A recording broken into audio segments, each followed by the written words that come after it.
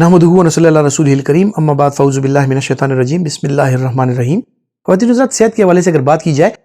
तो एक चीज़ है जिससे तकरीबन ज़िंदगी में हर एक बंदे को सामना होता है और वो है दर्द। अब ये दर्द किसी भी किस्म का हो सकता है, ये इन्फ्लेमेटरी पेन हो सकता है, ट्रॉमेटिक हो सकता है, इसके अलावा मुख्तलिफ किस्म की बीमारियों के साथ दर्द हो सकता है। लेकिन हर किसी को ज़िंदगी में कहीं ना कहीं दांत का दर्द, कहीं कान का दर्द, कहीं किसी जोड़ का दर्द, सो दर्द से हर एक इंसान का आमना सामना होता है। अब दर्द की सूरत में अगर हम डॉक्टर के पास जाते हैं तो वो हमें अक्सर दर्द कुश अद्वियात तजवीज़ करता है। सो बात करते हैं दर्द कुश अद्वियात के हवाले से, जो non steroidal anti inflammatory drugs यानी एनसेड्स हैं उनके हवाले से, और उनमें एक बहुत ही इंपॉर्टेंट ड्रग डिक्लोफेनेक के हवाले से।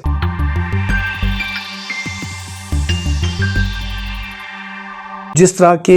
इन्फ्लेमेटरी पेन होता है, कहीं आपको चोट लगती है, कहीं पे इन्फ्लेमेशन होती है, या हड्डियों पट्ठों का दर्द, या ऑस्टियोआर्थराइटिस, या मुख्तलिफ किस्म की जो और बीमारियां हैं जोड़ों पट्ठों की, या यूं समझ लें कि कहीं दांत या कान का दर्द जो इन्फेक्शन के बाद भी आ सकता है,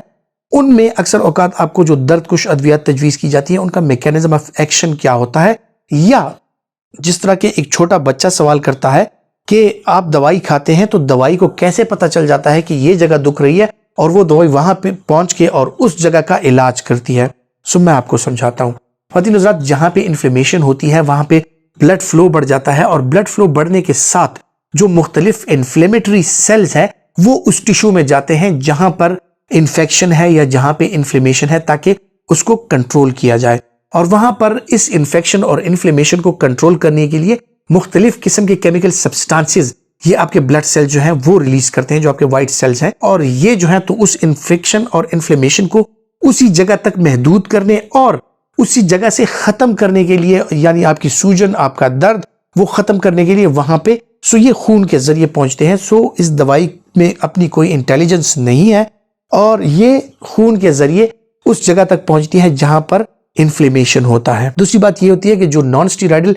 एंटी इन्फ्लेमेटरी ड्रग्स हैं ये बुनियादी तौर पर क्या करती हैं कि ये, जिस तरह मैंने जिक्र किया कि आपके ब्लड सेल्स वहां पर जाके इन्फ्लेक्शन को लिमिट करने की कोशिश करते हैं, इन्फ्लेमेशन को लिमिट करने की कोशिश करते हैं, जो एंटी इन्फ्लेमेटरी ड्रग्स हैं ये भी वही किरदार अदा करते हैं, और वहां पे जाके जो टिश्यू है उससे इन्फ्लेमेटरी सब्सटेंसेस का जो रिलीज हो रहा है उसको कम से कम कर देते हैं। और जैसे ही इन्फ्लेमेटरी सब्सटेंस का ये रिलीज कम हो जाता है, आपकी नर्व एंडिंग जो होती है उनकी इरिटेशन कम हो जाती है, और आपको पेन की सेंसेशन जो है वो कम महसूस होने लगती है, और इसी तरह जो है तो आपका दर्द ठीक हो जाता है। और जब इस दवाई का असर जाने लगता है तो फिर से आपको दर्द स्टार्ट हो जाता है। जो non steroidal anti inflammatory drugs होती हैं इस मैकेनिज्म पे काम करती है, और स्टीरॉइड्स ये नहीं होती। स्टीरॉइड भी एक पोटेंट एंटी इन्फ्लेमेटरी है, लेकिन जो डिक्लोफेनेक, एसाइक्लोफेनेक, नेप्रोक्सिन वगैरह ये चीजें जो है ये नॉन स्टीरॉयडल है, मानी इनमें स्टीरॉइड्स नहीं होता और ये एंटी इन्फ्लेमेटरी के तौर पे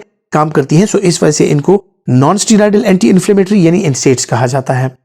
ख़वातीन हज़रात, डिक्लोफेनेक के हवाले से अगर बात की जाए, ये एक इफेक्टिव एनसेड है और हर किस्म के पेन में इसका इस्तेमाल किया जाता है, लेकिन लंबे अरसे तक अगर आप इसका इस्तेमाल करेंगे तो इसके कुछ साइड इफेक्ट्स भी होते हैं, और इसका जो मेजर साइड इफेक्ट है वो पेप्टिक अल्सर है। यानी इसका लंबे अरसे तक अगर इस्तेमाल कराया जाए तो ये आपके मैदे में अल्सर का सबब बन सकता है और आपको पेप्टिक अल्सर हो सकता है। जो इसका और बड़ा साइड इफेक्ट है वो ये है कि इसका इस्तेमाल ज्यादा अरसे के लिए किया जाए तो ये आपकी किडनी में जो नेफ्रॉन्स हैं उनको डैमेज करता है, और खुदा न खास्ता आप एनसेड इंड्यूस्ड नेफ्रोपैथी का शिकार हो सकते हैं, या इसके अलावा जो है तो एक्यूट ट्यूबुलर नेक्रोसिस या क्रॉनिक ट्यूबुलर नेक्रोसिस का शिकार होकर और क्रॉनिक रीनल फेलियर का शिकार हो जाते हैं, और इसकी वजह से आपका गुर्दा जो है वो नाकारा हो जाता है। ये इसके बड़े बड़े साइड इफेक्ट्स हैं। इसके अलावा ख़वातीन हज़रात, जब कभी कहीं पे फ्रैक्चर होता है और उस बोन की नशोनुमा हो रही होती है, ग्रोथ हो रही होती है, उसकी हीलिंग हो रही होती है,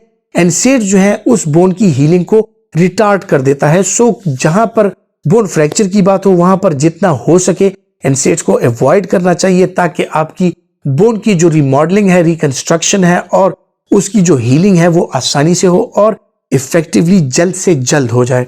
इसके जो और मेजर साइड इफेक्ट्स हैं ख़वातीन हज़रात, उनमें एथेरोस्क्लेरोसिस, यानी ये आपकी शरियानों को एनसेड्स टारगेट करती है और आपकी शरियानों में प्रॉब्लम हो सकती है, और इस वजह से जो है तो खुदा न खास्ता आप फालिज का या दिल की बीमारी का शिकार हो सकते हैं। जो छोटे छोटे साइड इफेक्ट्स हैं उनमें मैदे की जलन, गैस्ट्रोएसोफेजियल रिफ्लक्स और इसके साथ जो है तो उल्टी आना, मतली आना, इन चीज़ों का आप शिकार हो सकते हैं। एनसेड्स की जो कॉन्ट्रा इंडिकेशंस हैं उनमें chronic liver disease, chronic kidney disease और पेप्टिक अल्सर, या आपको खुदा ना खास्ता कहीं पे हैमरेज हुआ हो तो आप एनसेड्स का इस्तेमाल नहीं कर सकते।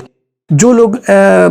एस्प्रिन का या क्लोपिडोग्रिल का इस्तेमाल करते हैं, इन दवाइयों के साथ इनकी इंटरेक्शन है, ये उनकी पोटेंसी को बढ़ाता है और इसकी अपनी भी इस तरह की पोटेंसी है, सो ये ब्लीडिंग पेप्टिक अल्सर का आपको शिकार कर सकता है। सो इसके साथ पेप्टिक अल्सर होने के और जो रीनल डैमेज है उसके चांसेस बढ़ जाते हैं। सो इन दवाइयों के साथ इसका इस्तेमाल आपने नहीं करना। इसके साथ साथ अगर आप खून पतला करने के लिए वारफरिन का इस्तेमाल कर रहे हैं तो उसके साथ भी एनसेड्स का इस्तेमाल नहीं करना चाहिए, क्योंकि ये उसकी पोटेंसी को बढ़ा देता है और आप में ब्लीडिंग के चांसेस बढ़ जाते हैं। जिन लोगों में ब्लीडिंग डायथीसिस होती है, यानी वो हीमोफीलिया का शिकार होते हैं या वो इस तरह की दवाइयां इस्तेमाल कर रहे हैं, उनमें भी जो एनसेड्स का इस्तेमाल है, खुसूसन डिक्लोफेनिक का इस्तेमाल, वो नुकसानदेह साबित हो सकता है। ख्वातीन हज़रात, एनसेड्स का इस्तेमाल कम से कम अरसे के लिए अपने डॉक्टर के मशवरे के मुताबिक करना चाहिए और जिन लोगों को ज्यादा अरसे के लिए दर्दकुश अद्वियात की जरूरत होती है, सो उनमें एनसेड्स की बजाय मुख्तलिफ किस्म के जो और अल्टरनेटिव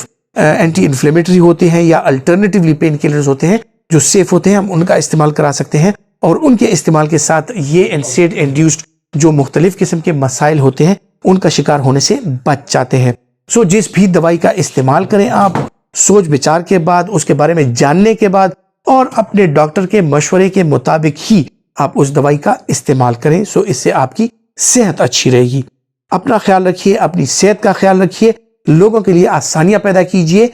और अपने पाकिस्तान के लिए दुआ गो रहिए। अल्लाह हाफिज।